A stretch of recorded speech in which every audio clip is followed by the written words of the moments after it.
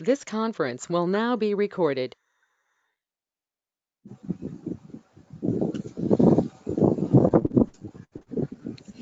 Okay, thank you everybody for joining us. We appreciate that. Like I said, it's going to be a fairly quick Q&A session tonight. We only had a couple questions.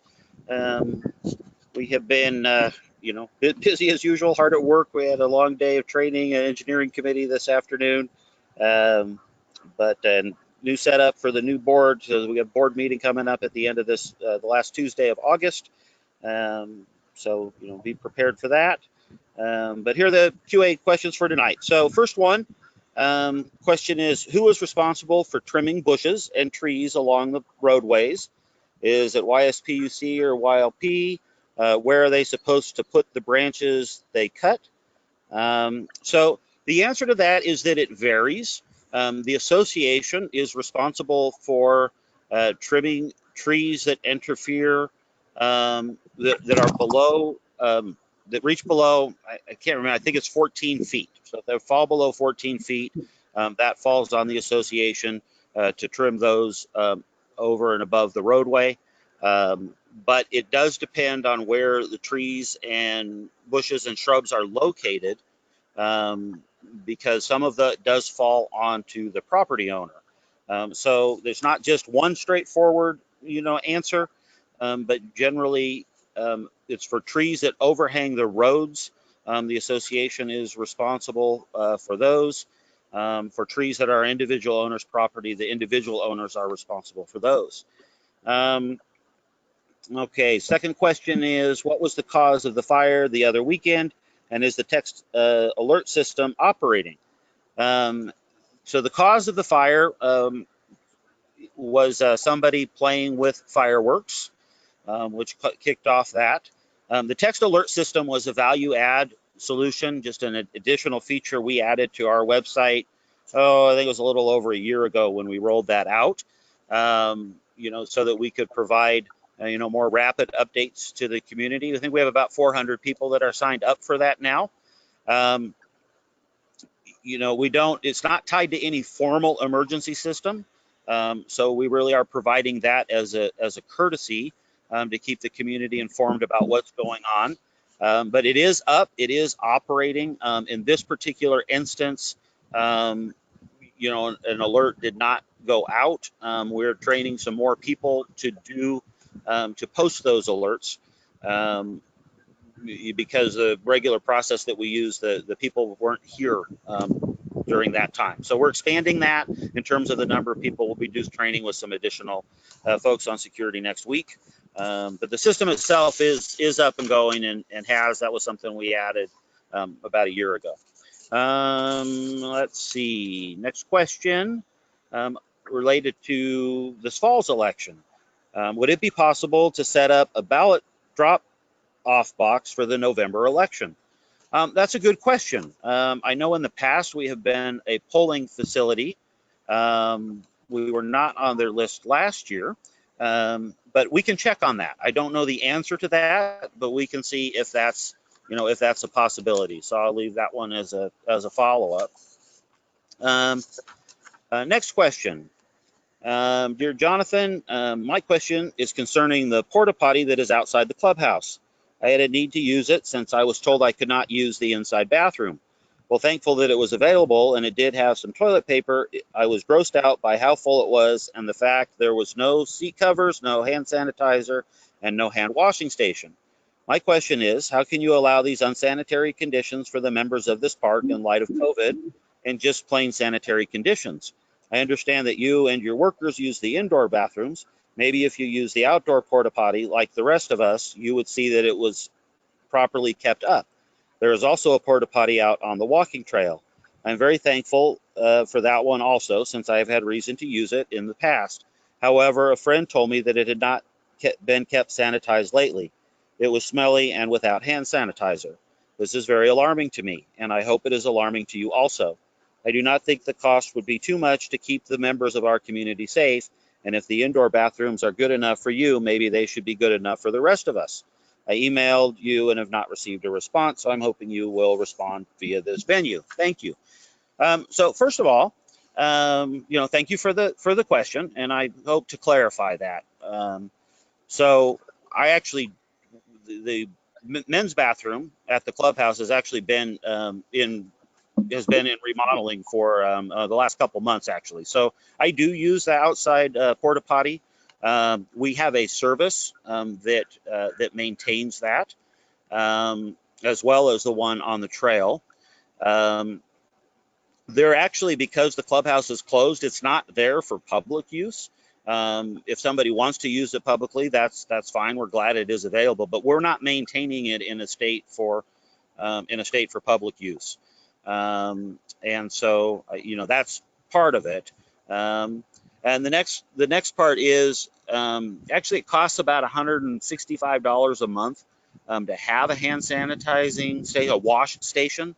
It doesn't necessarily have hand sanitizer in it, but it pumps, for the foot. But so where those bathrooms, at least the one at the clubhouse, is actually not technically open to the public right now. So that's part of the answer. But I do, hear what you are saying, and we'll take a look at the use on that. It is getting more use than normal.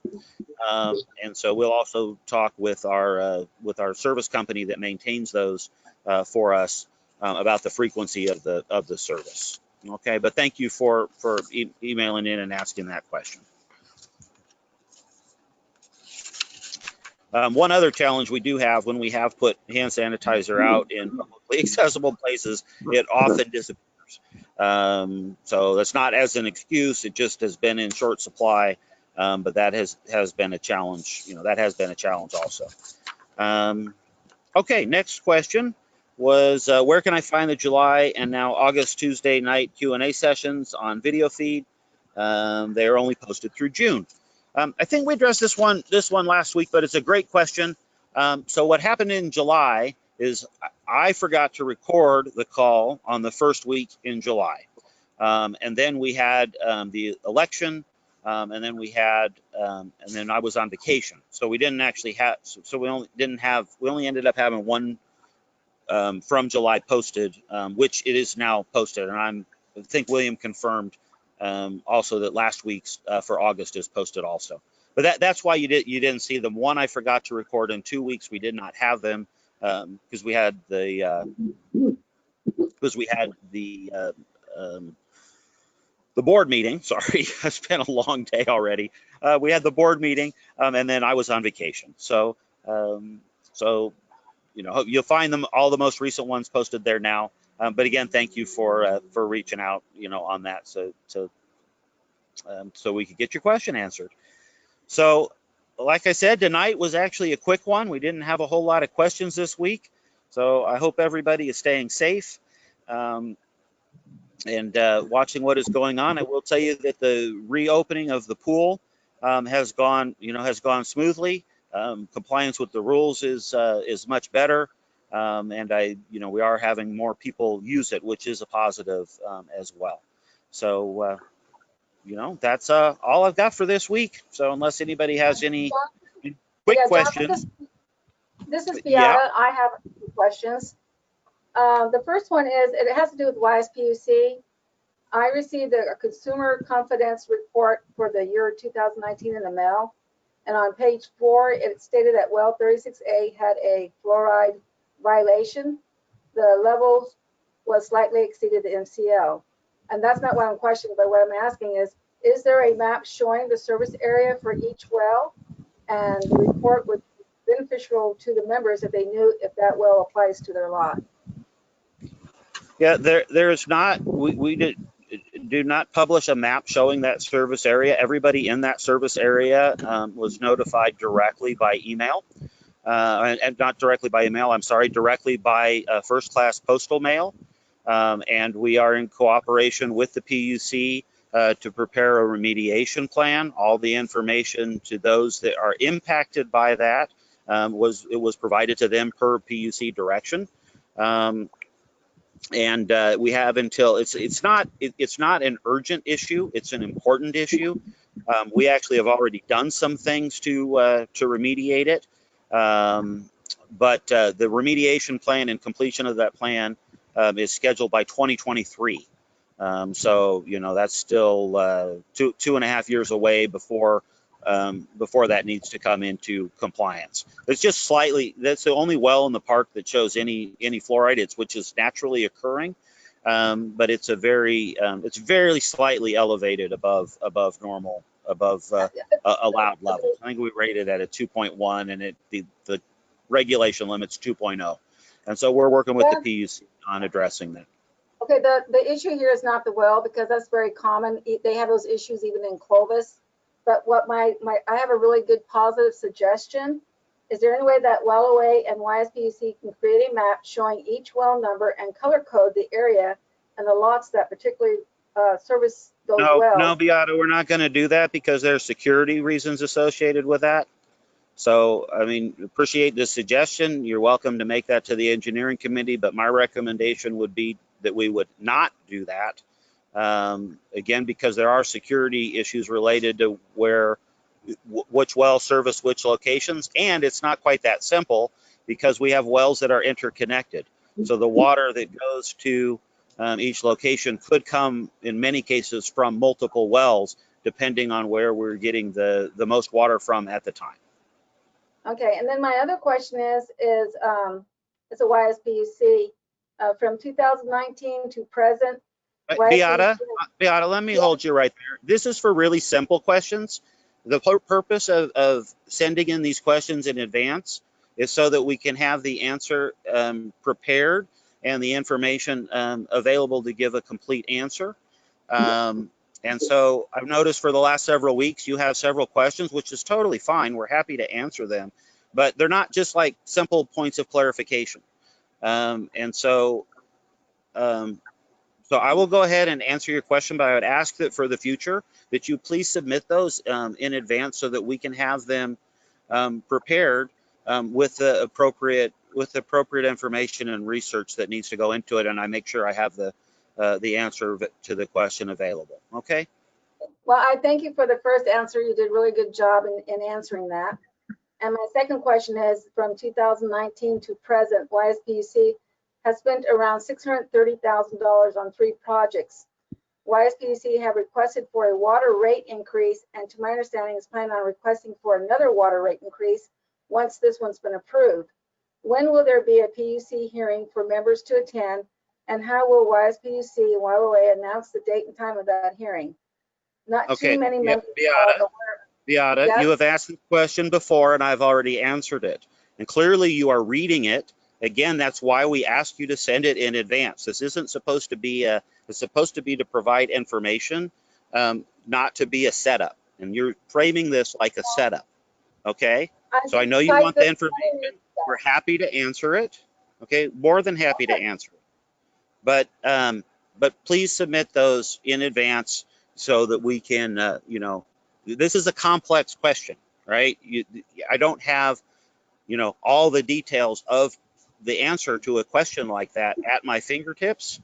And so I can't give a full and complete answer to that. And like I said, you've asked a very similar question before. So if you're seeking the information, again, more than happy to provide it. But this isn't, you know, this isn't a, you know, public forum for feeling kind of set up here, to be honest with you, okay? And that's not what this is set up for. The question before, Jonathan, was I asked you if there was a hearing, and you said that we haven't had one. You're asking with all kinds of preliminary information to make an argument to not seek information. You could have asked that entire question by simply saying, when will there be a hearing for the rate increase? And I would give you the same answer I gave you before. Once all the paperwork is filed with the PUC and they do a review, there will be public notice of a hearing, at which point they will gather all the information from the public following the regular PUC process that's always followed, okay? Okay, thank you, Jonathan. I really appreciate that. Okay. So does anybody else have any quick questions? And again, you can ask as complex questions as you guys want. Just it's really hard to, on the spot, have all those details for any particular subject comes up. I can give you a general answer almost always, but going into details about what did we spend the money on, where did it go, what were these numbers. That's the kind of stuff I would prepare ahead of time. Okay. So any other Hi, quick questions Jonathan. or points of clarification? Hi, Jonathan. It's Shannon Thomas. Hi, Shannon. Hi. I sent in a question. Maybe you didn't get it in time to add it here tonight, but it's a quick, easy question. And it's regarding the CCE committee. So I had sent it in. I'm just a little curious. I was not familiar with this committee. I've never lived in an HOA before, so I'm kind of still learning and trying to get more involved. Of And course. so I'd ask a couple of questions, and I understand we have one employee under this budget, and it's a closed committee meeting. And I'd ask a couple of questions like, is the committee proactive or reactive? I saw some other people had some interest in that. And they had said they're more reactive than proactive, meaning that they're probably taking phone calls and are acting on the reports that they're receiving. So do they act on reports that they receive on homes that are really unkept, maybe are not keeping the proper clearance on their properties? And do they actively drive around and look for these things? And what is the employee's primary responsibilities that we support? Okay. Yeah. Excellent question. And thank you for asking. Yeah, I did not. I printed the Q&A questions out before the engineering committee and came straight from the engineering committee to this call. So our ECC, okay, the way it's operated here for years, it is primarily reactive. Okay, so they respond to inquiries or complaint forms that are filed. And Bart is our ECC inspector. He responds to those and goes out and does an inspection, and a review when those complaints, are filed.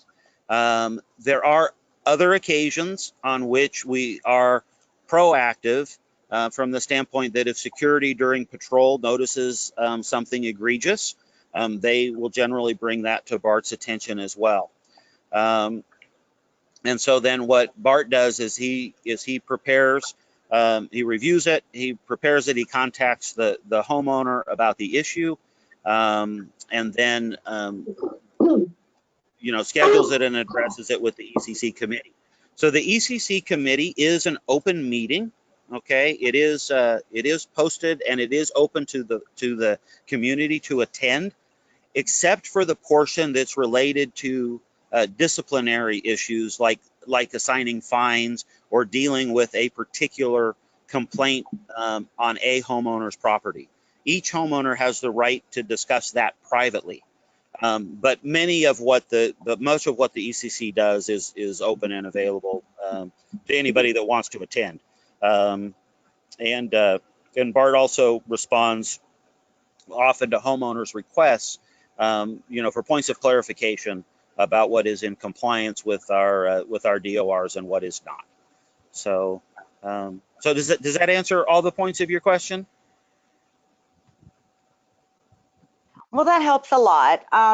I guess the last question would be, would we report like someone who's keeping a lot of trash, maybe somebody living in a trailer on their property?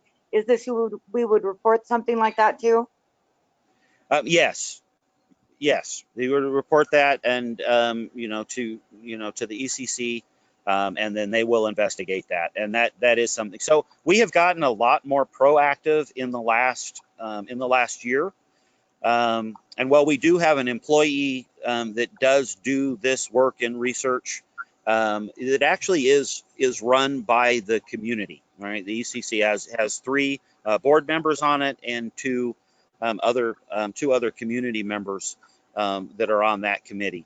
And so it's not like directly under the control of YLOA administration. It actually runs and reports directly to the board.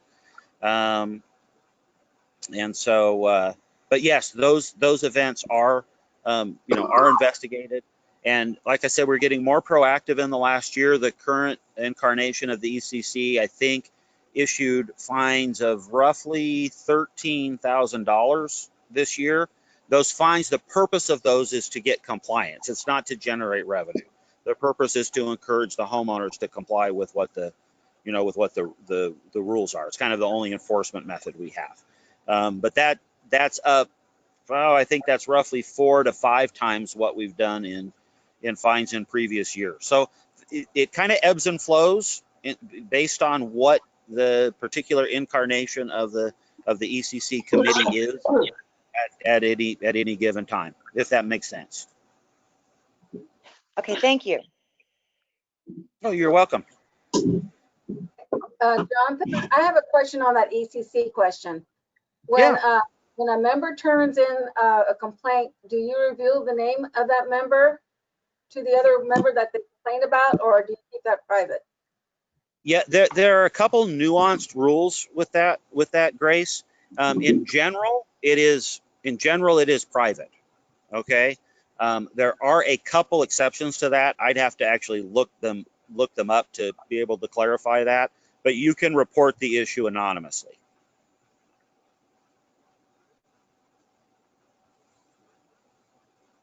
Okay. So, anybody else? Any quick questions? We can take care of for you tonight.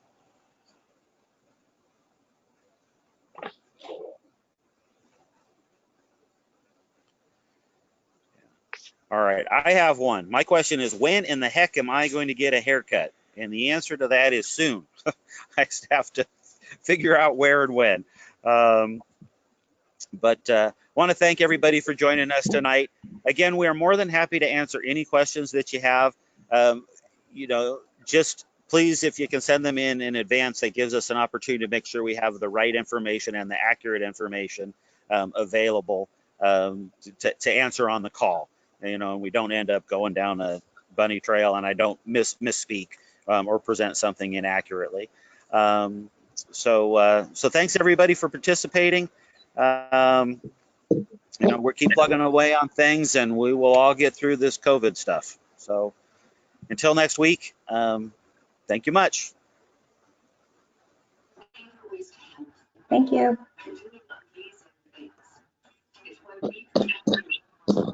Thank you, Jonathan.